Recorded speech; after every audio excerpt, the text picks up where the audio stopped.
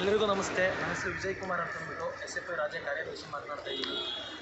ಏನಪ್ಪ ವಿಚಾರ ಅಂತಂದರೆ, ಏನು ರಾಜ್ಯ ಸರ್ಕಾರ 2023ರಲ್ಲಿ ಹೊಸದಾಗಿ ಯೂನಿವರ್ಸಿಟಿಗಳು ಪ್ರಾರಂಭವಾಗಿದ್ದಾವೆ. ಆ ಯೂನಿವರ್ಸಿಟಿಗಳನ್ನು ಮುಚ್ಚಬೇಕು ಅನ್ನುವಂಥದ್ದನ್ನು ಏನು ಸರ್ಕಾರ ಮುಂದಾಗಿದೆ, ಈ ಒಂದು ಕ್ರಮವನ್ನು ಭಾರತ ವಿದ್ಯಾರ್ಥಿ ಫೆಡರೇಷನ್ ವಿರೋಧಿಸ್ತಾ ಇದೆ, ಖಂಡಿಸ್ತಾ ಇದೆ.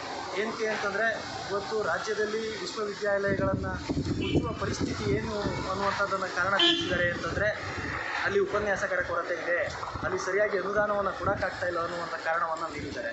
ಇವತ್ತು ರಾಜ್ಯ ಸರ್ಕಾರದ ಮೊದಲ ಕರ್ತವ್ಯ ಏನು ಅಂತಂದರೆ ಶಿಕ್ಷಣವನ್ನು ಕೊಡುವಂಥದ್ದು. ಆದರೆ ಶಿಕ್ಷಣಕ್ಕೆ ಅನುದಾನವನ್ನು ಹೆಚ್ಚಿಗೆ ಮೀಸಲಿಡೋಕ್ಕೆ ಆಗ್ತಾ ಇಲ್ಲ ಅನ್ನುವಂಥ ಕಾರಣಕ್ಕೋಸ್ಕರ ಇವತ್ತು ರಾಜ್ಯ ಸರ್ಕಾರ ಏನು ಇವತ್ತು 9 ವಿಶ್ವವಿದ್ಯಾಲಯಗಳನ್ನು ಮುಚ್ತಾ ಇದೆ. ಇದು ಸರಿಯಾದ ಕ್ರಮ ಅಲ್ಲ. ಆ ಯೂನಿವರ್ಸಿಟಿಗಳನ್ನು ಬಲಪಡಿಸುವಂಥ ಕ್ರಮವನ್ನು ತೆಗೆದುಕೊಳ್ಬೇಕು ಸರ್ಕಾರ. ಆ ಯೂನಿವರ್ಸಿಟಿಗಳಿಗೆ ಖಾಲಿ ಇರುವಂಥ ಉಪನ್ಯಾಸಕರನ್ನು ನೇಮಕ ಮಾಡಬೇಕು, ಅಲ್ಲಿ ಬೇಕಾಗಿರುವಂಥ ಸೌಕರ್ಯಗಳನ್ನು ಒದಗಿಸಬೇಕು.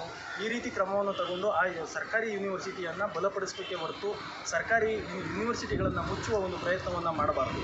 ಏನಕ್ಕೆ ಅಂತಂದರೆ, ಈಗಿರುವಂಥ ರಾಜ್ಯ ಸರ್ಕಾರಗಳು ಕಾಂಗ್ರೆಸ್ ಇರಲಿ, BJP ಇರಲಿ, JDS ಇರಲಿ, ಯಾವುದೇ ಬಂದರೂ ಕೂಡ ಇವತ್ತು ಶಿಕ್ಷಣಕ್ಕೆ ಮೀಸಲಿಡುವಂಥ ಏನು ಬಜೆಟ್ನಲ್ಲಿ ಮೀಸಲಿಡ್ತಾದರೆ, ಅದು ಏನು ಕೊಠಾರಿ ಆಯೋಗ ಏನು ರಾಜ್ಯ ಸರ್ಕಾರ 30ರಷ್ಟು ಮೀಸಲಿಡಬೇಕು ಅಂತ ಹೇಳುತ್ತೆ, ಅಷ್ಟನ್ನು ಮೀಸಲಿಡ್ತಾ ಇಲ್ಲ. ಇವರು ಇಡ್ತಾ ಇರುವಂಥ ಕೇವಲ 12%, 13% ಏನು ಮೀಸಲಿಡ್ತಾ ಇದ್ದಾರೆ.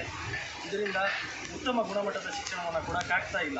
ಇವರು ಏನು ಕೊಠಾರಿ ಕಮಿಷನ್ ಆಯೋಗ ಹೇಳಿದೆ 30% ಬಜೆಟ್ನಲ್ಲಿ ಮೀಸಲಿಡಬೇಕು ರಾಜ್ಯ ಸರ್ಕಾರಗಳು ಅಂತ, ಅಷ್ಟನ್ನು ಮೀಸಲಿಟ್ಟರೆ ಎಲ್ಲ ಯೂನಿವರ್ಸಿಟಿಗಳಲ್ಲೂ ಕೂಡ ರಾಜ್ಯದ ಸರ್ಕಾರಿ ಯೂನಿವರ್ಸಿಟಿಗಳಿಗೆ ಅನುದಾನ ಸಿಗುತ್ತೆ, ಅದೇ ರೀತಿ ಮೂಲಸೌಕರ್ಯಗಳು ಸಿಗುತ್ತೆ, ಅದೇ ರೀತಿ ಉಪನ್ಯಾಸಕರನ್ನು ನೇಮಕ ಮಾಡ್ಬೋದು.